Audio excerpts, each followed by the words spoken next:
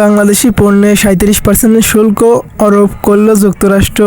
মার্কিন president Donald Trump যুক্তরাষ্ট্রের সব আমদানির ওপর 10% শুল্ক আরোপ করেছেন। এর বাইরে বৃহত্তম বাণিজ্য অংশীদারসহ বেশ কিছু দেশের ওপর উচ্চ শুল্ক আরোপের ঘোষণা দিয়েছেন ডোনাল্ড ট্রাম্প। 2 এপ্রিল বুধবার ওয়াশিংটনের স্থানীয় সময় বিকেল 4টায় বাংলাদেশ সময় বুধবার বিগত রাত 2টা হোয়াইট হাউসে সংবাদ সম্মেলন করে নতুন করে শুল্ক ঘোষণা দেন মার্কিন প্রেসিডেন্ট ডোনাল্ড ট্রাম্পের ঘোষণা অনুযায়ী বাংলাদেশি পণ্যের উপর শুল্ক বাড়িয়ে 37% করা হয়েছে। The fake news ought to be looking at it. They don't want to report it. Brazil, 10%. Bangladesh is 74%. So you see what's going on. Pakistan, যেখানে বাংলাদেশি পণ্যে এতদিন গড়ে 15% করে শুল্ক ছিল।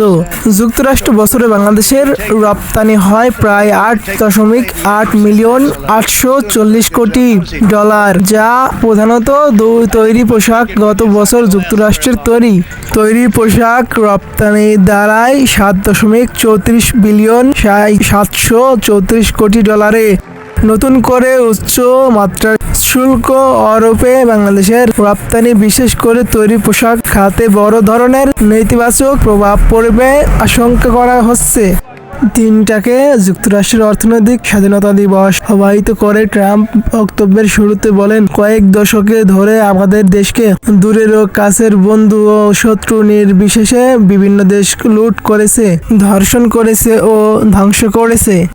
ডোনাল্ড ট্রাম্প আরো বলেন, বিদেশি মিত্ররা আমাদের এক সময়ের সুন্দর আমেরিকার স্বপ্নকে ছিন্ন ভিন্ন করে ফেলেছে।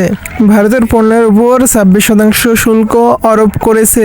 পাকিস্তানের পণ্যের উপর আরোপ করেছে 29% শুল্ক।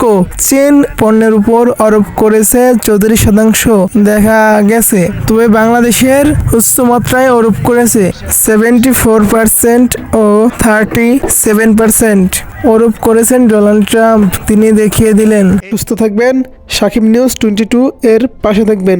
ধন্যবাদ।